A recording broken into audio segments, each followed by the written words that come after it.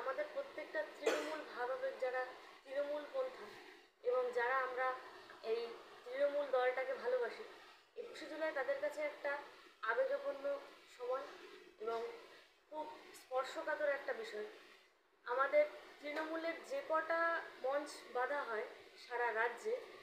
তার থেকে সব থেকে উন্নততর এবং সবার চোখ থাকে 21শে জুলাইয়ের মঞ্চে, যেখানে দিদি একসময় রক্ত দিয়েছিলেন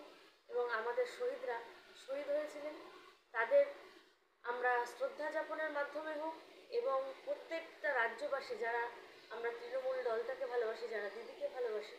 প্রত্যেকেই ওই 21শে জুলাইয়ের দিকে তাকি কবে আমাদের এই বছরের দিনটা আবার ফিরে আসবে এবং আমরা নতুন করে আবার নতুন অঙ্গীকারে বাঁচার সুযোগ পাব।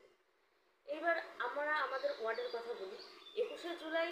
যেমন প্রত্যেকের একটা ভাবাবেগ, তেমন আমাদেরও, আমাদের দলের প্রত্যেকটা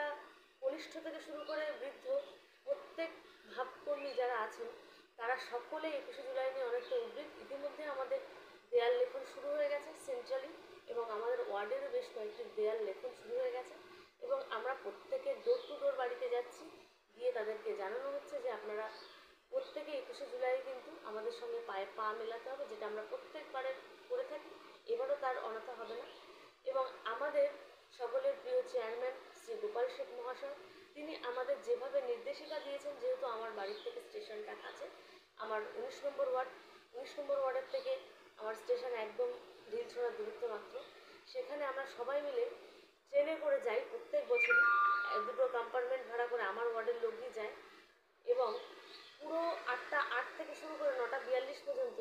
যে কটি ট্রেন আছে, প্রত্যেকটা ট্রেনেই আমাদের তৃণমূল কর্মীরা, বনগাঁর লোকেরা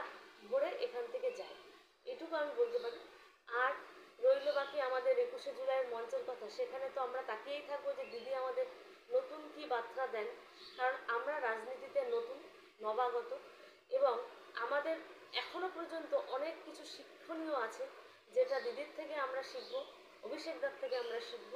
তার জন্য আমরা 21শে জুলাইয়ের মঞ্চের দিকে তাকিয়ে থেকে তিনি নতুন কী বার্তা দেবেন, আমরা সারাটা বছর সেই ভাব আবেগ নিয়ে এগিয়ে চলি এবং মুখে বন্দে মাতরম করি।